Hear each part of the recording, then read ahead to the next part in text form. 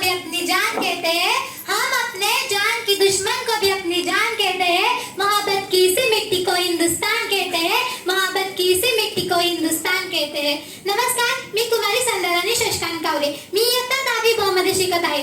आज आपण इथे जमलो आहोत ते म्हणजे 15 ऑगस्ट साजरी करण्यासाठी। 15 ऑगस्ट म्हणजे ज्या दिवशी आपल्याला स्वातंत्र्य मिळालं, पण आपल्याला स्वातंत्र्य हे सहज मिळालं नाही। त्याच्यासाठी अनेक वीरांनी आपल्या प्राणांची आहुती दिली, अनेक वीरांनी आपल्या प्राणांचे बलिदान दिले आणि अनेक वीर आपल्या प्राणांचे बलिदान आजही देत आहेत। आपण सुखाने 2 घास खावं, आपण आरामात राहावं, म्हणून माझ्या देशाचे सैनिक आजही सीमेवर लढत आहेत। विचार करा मित्रांनो की -30 डिग्री टेम्परेचर मध्ये ते कसं राहत असतील। विचार करा, कारण तिथे अशा जागी कोण उभाही राहू शकत नाही, त्या जागी ते कसं लढत असतील। विचार करा, ते काय खात असतील, ते कसं राहत असतील। मित्रांनो, आपल्या देशासाठी आपल्या प्राणाचे बलिदान देणं हे सोपं नसतं।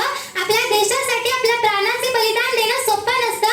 त्यांच्या कथा जरी ऐकल्या ना तरी डोळ्यातून पाणी येतं, त्यांच्या कथा जरी ऐकल्या ना तरी डोळ्यातून पाणी येतं। जब सुनते हैं उनके किस्से, जब सुनते हैं उनके किस्से, तब आँख पानी से भर आती है, तब आँख पानी से भर आती है।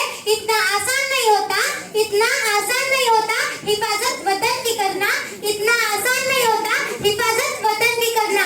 कितनों के शरीर मिलते नहीं है और कितने तो टुकड़ों में घर आते हैं, कितनों के शरीर मिलते भी नहीं है, कितनों को टुकड़ों में घर आते हैं। किसी की गोद उजड़ जाती है, किसी की गोद उजड़ जाती है, किसी की मांग चली जाती है, किसी की गोद उजड़ जाती है, किसी की मांग चली जाती है। किसी के सर के ऊपर से बाप का साया चला जाता है, किसी के सर के ऊपर से बाप का साया चला जाता है। इतना आसान नहीं होता हिफाजत वतन की करना, इतना आसान नहीं होता हिफाजत वतन की करना। दर्द तो हद से तब पर आता है, दर्द तो हद से तब पर आता है जब ताज, पहलगाम और छत्तीसगढ़ में शहीद हुए मेरे जवानों के शरीर के टुकड़े और कश्मीर के लाल रंग से भरी सड़कों के दृश्य मेरे नजर के सामने आता है।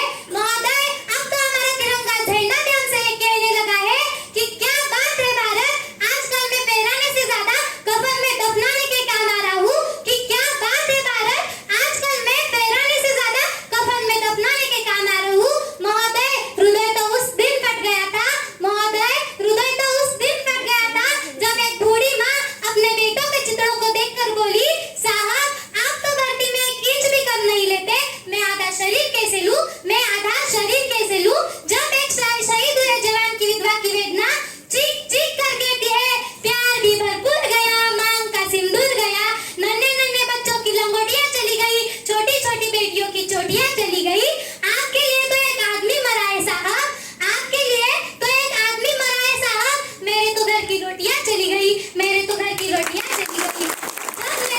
जब मेरे वतन पर कोई आँच आएगी, जब मेरे वतन पर कोई आँच आएगी और भारत माँ नम आंखों से बुलाएगी, और भारत माँ नम आंखों से बुलाएगी, तब हिंदुस्तान के हर घर से एक रानी लक्ष्मीबाई आएगी, तब हिंदुस्तान के हर घर से रानी लक्ष्मीबाई आएगी। मैं भी सरहद पर जाऊंगी, सीने पर गोली खाऊंगी, मैं भी सरहद पर जाऊंगी, सीने पर गोली खाऊंगी, और लड़कियां कमजोर होती है ये वहम मिटाऊंगी, और लड़कियां कमजोर होती है ये वहम मिटाऊंगी।